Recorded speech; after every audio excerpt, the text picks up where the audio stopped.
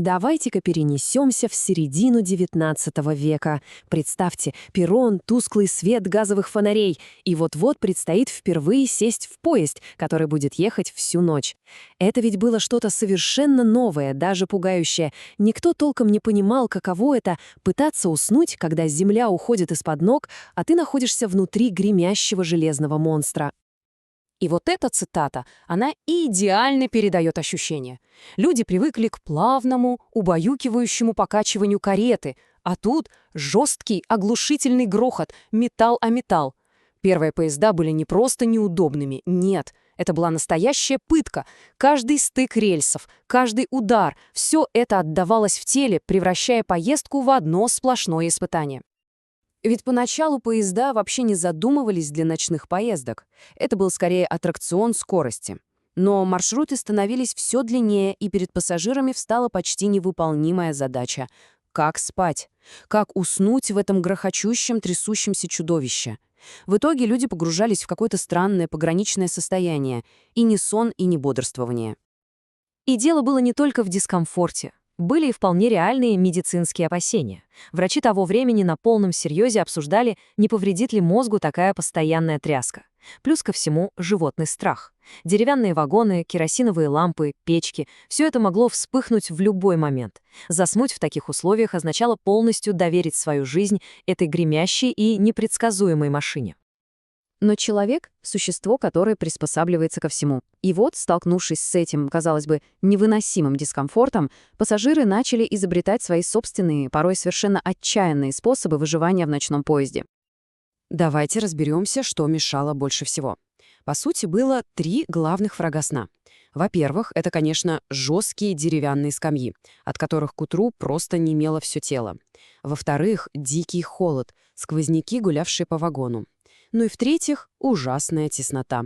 О каком-то личном пространстве и речи быть не могло. И, конечно, дискомфорт был разным, для разных классов. Вот эта таблица — это же настоящая иерархия страданий. Даже в первом классе, по нашим меркам, условия были спартанские. Да, сиденья обиты бархатом, но это все тот же трясущийся деревянный вагон. Второй класс — это уже набивка из конского волоса, хоть что-то, а третий, в третьем классе были просто голые занозистые доски.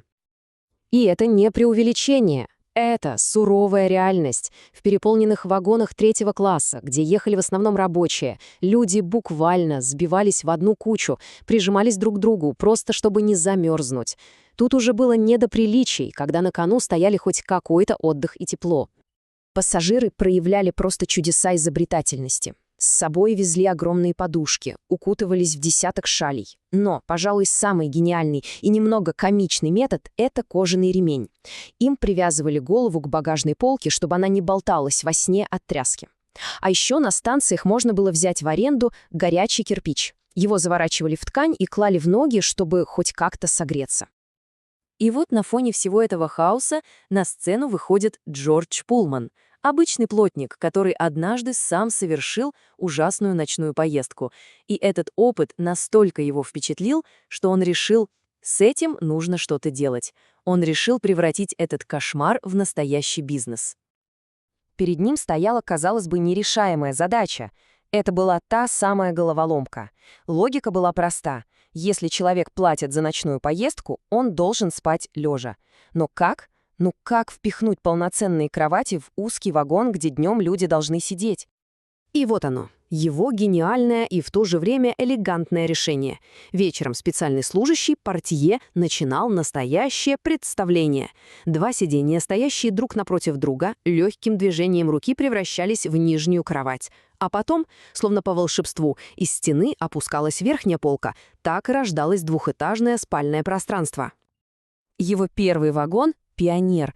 Это была настоящая революция. Только вдумайтесь, после десятилетий сна на голых досках люди получили настоящие матрасы, свежее накрахмаленное белое белье, подушки, а еще тяжелые занавески, которые создавали иллюзию личного пространства. По тем временам это было просто немыслимая роскошь. Идеи Пулмана, конечно, разлетелись по всему миру. Но вот что интересно. Америка и Европа восприняли их совершенно по-разному. И эти различия очень ярко показывают разницу в культурах и отношению к личному пространству. Итак, у нас есть два совершенно разных подхода. В Америке прижилась так называемая открытая планировка. Один большой общий вагон, где спальные места отделены друг от друга всего лишь занавесками. Европейцы же, для которых уединение было свято, посчитали это просто варварством и создали свою систему — узкий коридор и ряд отдельных, запирающихся на ключ, купе. У каждой системы, конечно, были свои плюсы и свои минусы. И вот мы подбираемся к пику, к настоящему золотому веку железнодорожных путешествий на рубеже XIX и XX веков. Поездка перестала быть просто способом добраться из точки А в точку Б. Она превратилась в событие, а поезд — в настоящий дворец на колесах.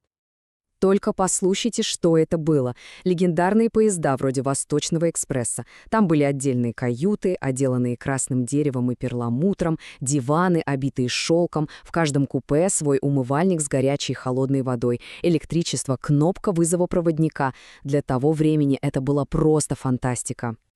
Чтобы было понятнее, насколько это было эксклюзивно, цена одного единственного билета в таком вагоне могла равняться месячной зарплате хорошего квалифицированного рабочего. Это был закрытый клуб для аристократов, богатых промышленников, дипломатов. Сама поездка была демонстрацией статуса. И вот эта цитата идеально передает атмосферу. Поезд действительно был отдельным миром. В вагоне-ресторане заключались миллионные сделки, в салоне заводились романы. Это замкнутое пространство, мчащееся сквозь страны и ночи, было идеальной сценой для человеческих драм. Не зря же Агата Кристи так любила это место действия. От жестких досок до роскошных дворцов на колесах человечество проделало огромный путь, осваивая искусство сна в движении. И вот сегодня, когда сверхскоростные поезда несутся со скоростью в 300 км в час, возникает вопрос, а не потеряли ли мы в этой гонке за эффективностью ту самую романтику, то самое ощущение медленного путешествия, когда сам путь был не менее важен, чем конечная цель?